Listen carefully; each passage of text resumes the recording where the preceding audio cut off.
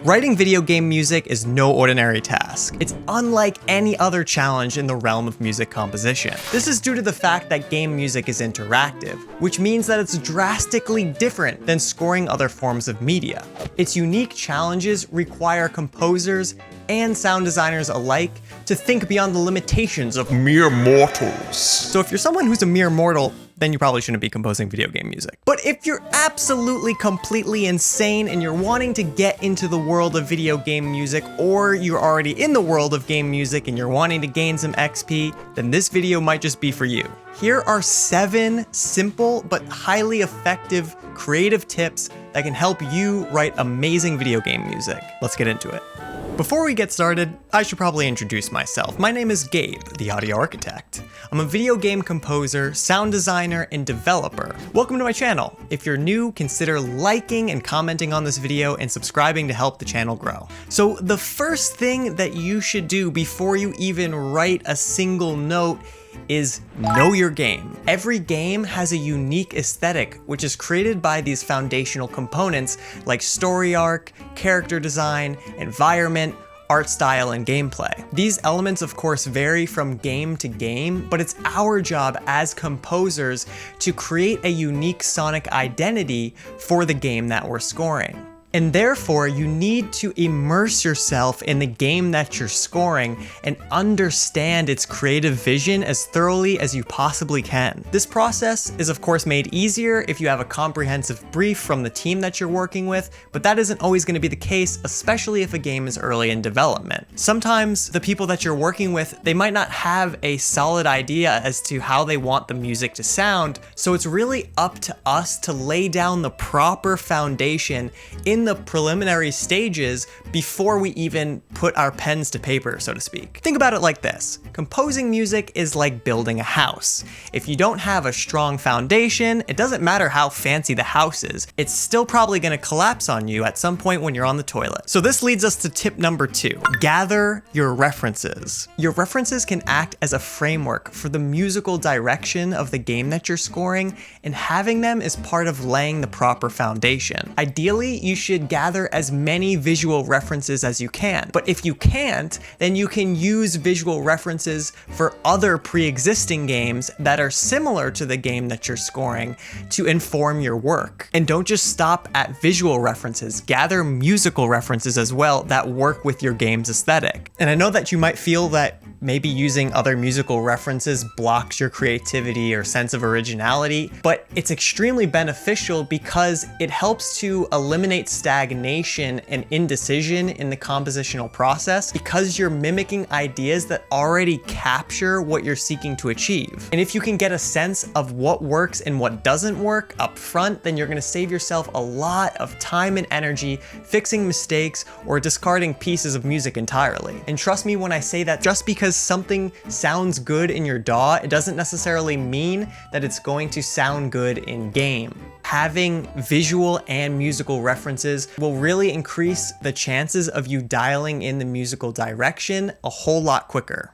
Tip number 3, consider the implementation before you compose. Understanding how to use middleware software for music and audio implementation might not be necessary as a composer. However, this is kind of a debate in the community, and it really just depends on the scale of the project. While it might not be necessary, I still highly suggest that every composer at least has a basic understanding of Fmod or Wise, which are the industry standard audio implementation softwares. Knowing how the music is going to function in-game once it's implemented will really help to inform your creative decisions, even if you're not the one who's physically implementing the music. Different game styles or genres have very distinct approaches to how the music functions in-game. For instance, in roguelike games, the music typically starts with a repeating underscore as the game begins, and as the action intensifies during combat, there's additional layers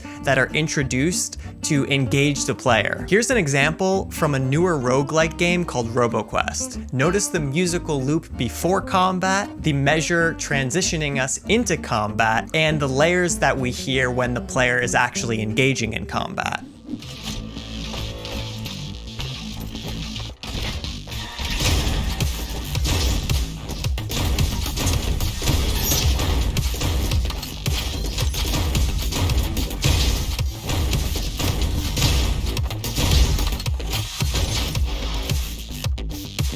Regardless of how the music functions and how it varies from genre to genre, knowing the implementation will really help to solidify your arrangement in particular. Understanding how the music is going to be implemented shapes your arrangement in several ways. 1. It helps you to plan transitions and variations in your music. 2. It aids in creating dynamics by adding or removing musical layers based on the player's actions. 3. It ensures your composition works smoothly, both linearly and as an interactive element. Lastly, this knowledge encourages more purposeful decision making because you are forced to treat each layer or group of layers as a standalone piece of music. Tip number 4. Solidify the sonic identity of your game. It's usually at this stage where I begin to compose the actual music. So solidifying the sonic palette in your game can happen in several different ways. You could do this by creating instrument templates in your DAW that combine sounds that not only work well with one another and blend very seamlessly, but also feel as if they live within the digital world that you're scoring. The right combination of instruments is essential for establishing the sonic foundation of your game's score. And not to mention that a well-organized and optimized template will drastically accelerate your workflow. Solidifying the sonic identity of a game also involves choosing the right melodic and harmonic content. So you gotta experiment with different modes and different chord progressions, because each mode and chord progression contributes a unique color to your sonic palette. This experimentation is like finding the right musical language that most accurately represents your game's aesthetic. This process can be extremely delicate. Sometimes just changing one chord around or changing the scale that you're using is all you need to evoke the right emotional nuances. Tip number 5. Tempo and time signature changes are your friends. The tempo of the music can really influence the way that the pace and the energy of the gameplay feels to the player. Faster tempos often convey a sense of urgency and excitement and engagement, whereas slower tempos can oftentimes create more of an ambiance or an atmosphere for a game. So imagine for a second that we're using an adaptive system where the music is responding to what's happening in game. For instance, you can create a piece of music where the foundational layers are emphasizing quarter notes, and as the intensity or the action builds, you can introduce layers that are highlighting other subdivisions like 16th notes. This way, your music can feel like it's speeding up during moments of intensity and slowing down when there's moments of exploration. And while this isn't technically a tempo change, it actually achieves the same result. Using different time signature changes can also be a very effective tool. It can, for example, match the way that characters or objects move in-game. For instance, a 7/8 time signature might work really well during a moment where the player is forced to avoid obstacles. Another example is if an enemy NPC has a particular walk animation that just feels like it's 3/4, then it will sync up really nicely. These choices, they create more of a connection between the gameplay and the music, which in turn makes the experience a lot more immersive for the player. Now on to tip number 6. Reuse and recycle musical themes and motifs. Some of the most memorable game scores make the best use out of reoccurring themes. Let's take the music from RuneScape, for example, one of my favorite MMORPG scores.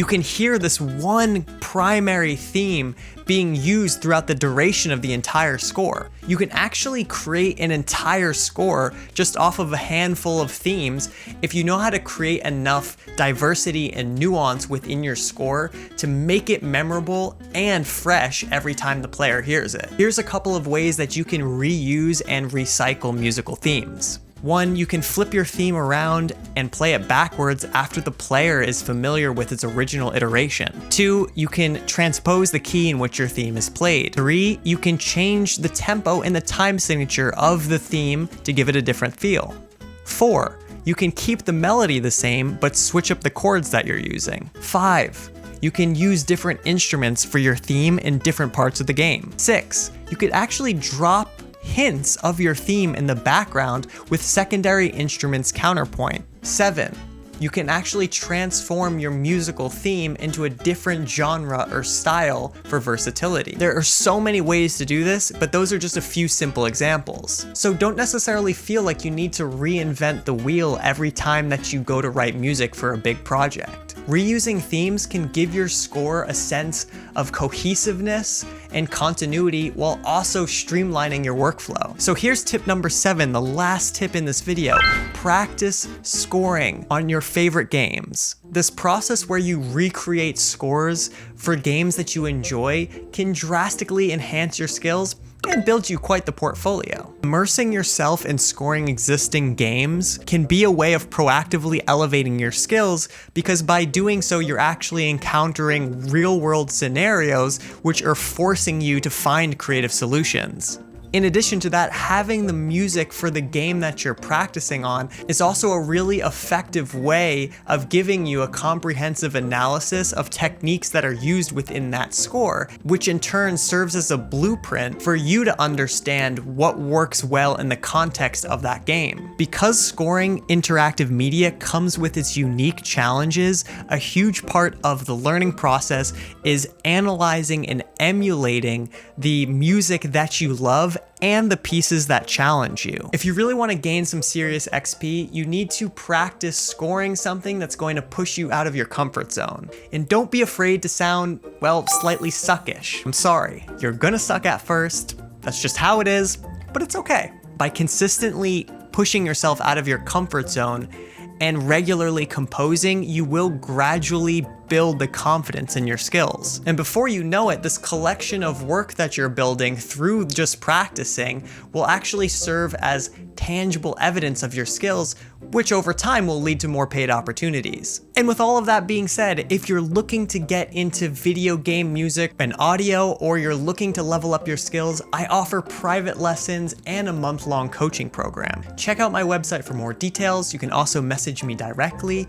And if you want more content like this delivered to your virtual doorstep, please sign up for my newsletter. Well, my friends, there you have it. I hope this video was helpful to you. If it was, let me know in the comments below, and I would love to know what kind of content you want to see next from my channel. And also, while you're here, check out some of these other videos from this playlist. I love you all. I'm wishing you the best on your musical journey. Stay beautiful and stay blessed.